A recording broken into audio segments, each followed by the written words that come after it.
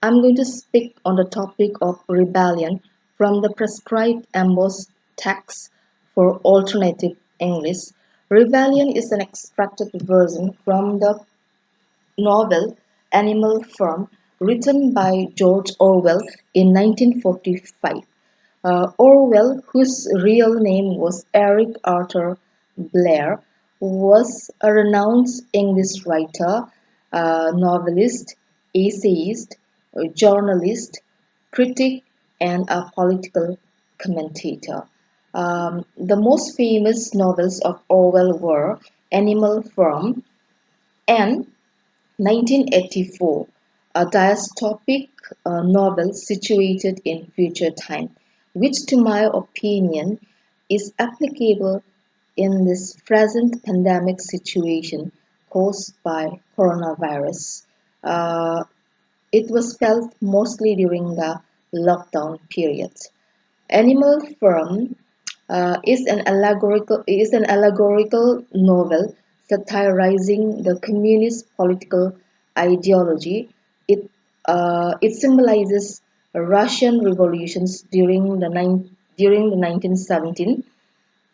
It mocks at the Communist Party, which claims to provide justice and equality uh, evenly and commonly to its people. But when they actually overthrew the authoritative czars, they end up becoming even more ruthless, and they created a totalitarian regime. Animal Farm depicts the picture of the oppressor and the oppressed in any given society, be it capitalist, socialist, fascist, or communist. Um, the relatability of the novel is timeless. It can be applied to any given time and periods. It can be best felt during the present contemporary time. Rebellion is extracted from the early part of the main novel.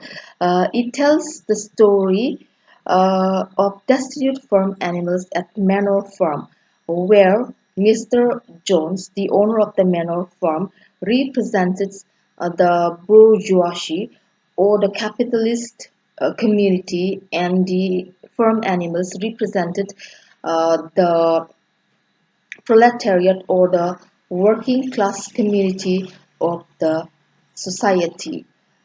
In here we see the animals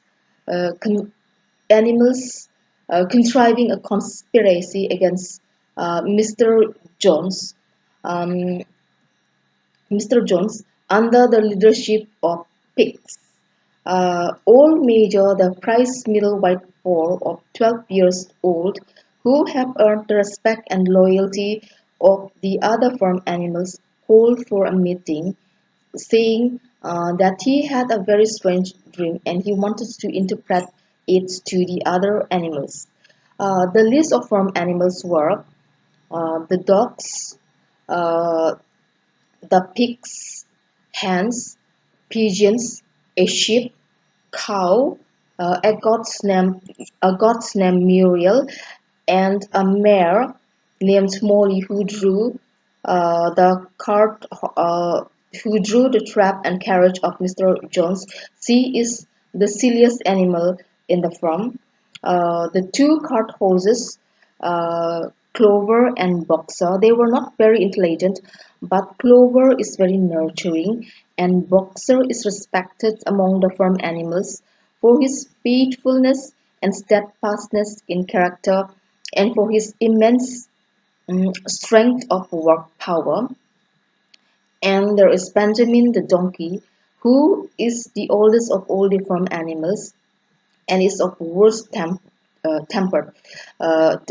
He is well known and very infamous for the sarcastic remarks he makes every now and then.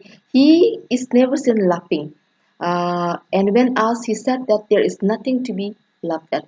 But he secretly likes Boxer, and both of them could be seen on Sundays grazing side by side on a small paddock across the orchard, though they communicate less to each other.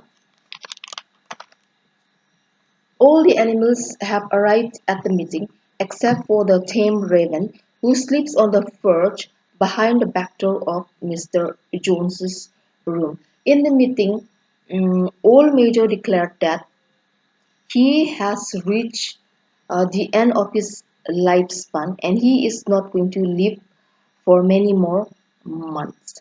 So before he dies, he wanted to pass on the wisdom that he had acquired in this long life. He had lived long enough, and in these years he had pondered over the type of life they live and suffer as animals.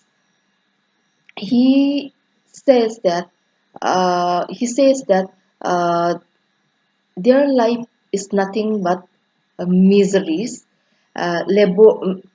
miseries, laborious and short. He addresses the animals as comrades, and he tried to explain the nature of life they live to his understandings. Uh, he said that they were under faith. Those capable of labor are put to work to the last atom of their strength, and when they become old and are unable to produce work, they are slaughtered for meat, and most of them couldn't even reach their natural lifespan as they are murdered for meat. Um, no animal in England knows happiness or leisure. Their life is misery and slavery. He questions why they should continue in these miserable states and suggested that they should something about it. They should rebel against men. The whole of their produce was stolen by man. Man is the only creature that consumes without producing.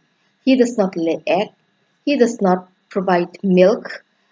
He is too weak to pull the plow. He is not fast enough to run after the rabbits. Yes, yet he is the lord of all the animals. Why? Man is their real enemy, and if man is removed from the world, the root cause of hunger and overwork could be abolished forever. They confirm that who walks on four legs and has wings are friends, and who stands on 2 feet are enemies. All majors suggested that they must join hands and rebel against the tyranny of men. The rebellion may not occur overnight, but if they work towards throwing men out of their world uh, without faltering, they are sure to achieve their goal. They all of them agreed, and they started singing "The Beast of England" in a very excited tone. But unfortunately, it awakens Mr. Jones and the meeting broke out. 3 nights later, old Major died peacefully in his sleep, and he was buried at the foot of the orchard. In the following next 3 months, there had been many secret activities. The pigs, being the cleverest of them all, took the responsibility of preparing the rebellion. They did not know when it will happen or if at all it will happen in their lifespan, but they have taken the matter seriously as their core duty to work towards its fulfillment. Preeminent among the pigs were two young boars, namely Napoleon. Napoleon is the only Berkshire boar in the firm. He is less of a talker, but has reputation of getting his own way. Another one was Squealer, more vivacious, quicker in speech, and more inventive, but does not consider to have same death as Napoleon. All the other pigs were focused. Best among them is Squealer, who is a brilliant talker, so persuasive that he could make others believe that white was actually black. These pigs have elaborated the teachings of old Major into a complete system of thought and had given a name to it as animalism. In the beginning, it was very difficult for them to make the others understand and accept the principles of animalism. They come across questions like if Mr. Jones uh, is removed from the world, who will feed them? They will starve to death. And if at all rebellion is bound to happen, what difference does it make, even if they work towards it or not? The silliest of the questions was asked by Molly. Um, she asked if they could still eat sugar, or she could still tie a ribbon on her mane. To that, the pigs replied that they have no provision of making sugar, but she could have all the oats and hay she wanted. And ribbon is a badge of slavery. Why should she be interested in tying a ribbon on her mane? Uh, Molly agreed, but she doesn't seem very convincing.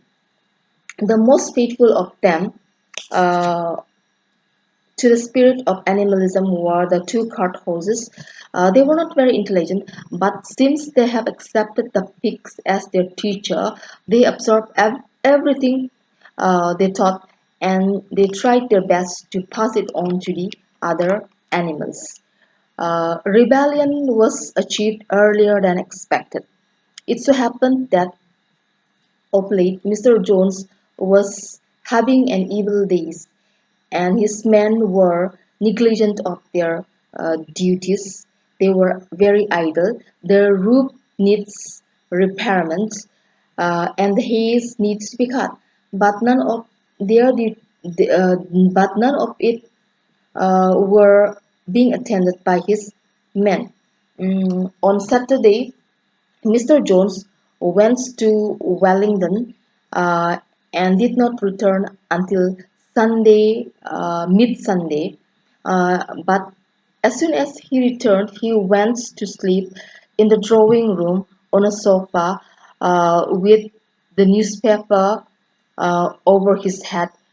He was worried about the world, but he seemed to neglect what is going on in his own world. That is the man of wrong. The man helped milk the cow early morning and went out rabbiting. By evening, and the animals were still unfed. They have not been fed since the morning. So, unable to bear the hunger, one cow broke into the store shed, and all the other animals helped themselves from the bin. Uh, the next moment, when Mr. Jones woke up, he saw his four men lashing out the animals in the store's set. The next moment, Mr. Jones realized that they were unable to control the animals. Like it is always said, hungry man is an angry man. The animals were unable to bear the physical torment and abuse they were facing, so they fought back. And the best thing at that moment Mr. Jones and his men thought of was running away and leaving the animals to themselves. The rebellion came too soon and unexpected.